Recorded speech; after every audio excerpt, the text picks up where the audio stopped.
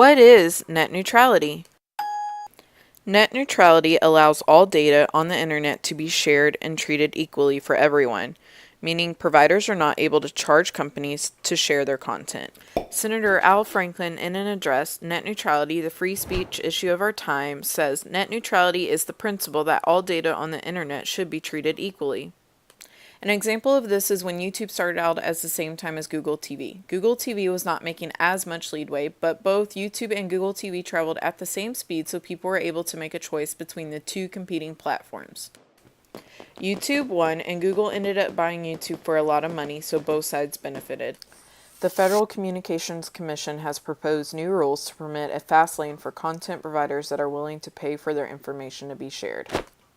Meaning providers can also sell priority access to bigger companies that are able to pay to let their content flow at the same speed or faster.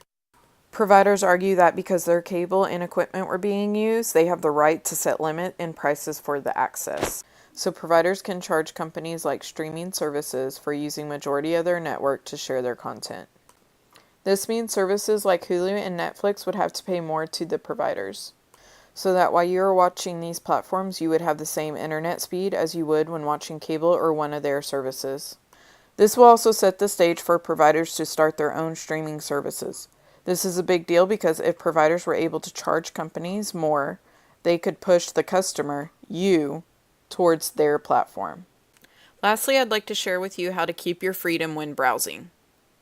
When looking into internet providers, you should always shop for the best price, but also do your research on the provider and whether or not they support net neutrality.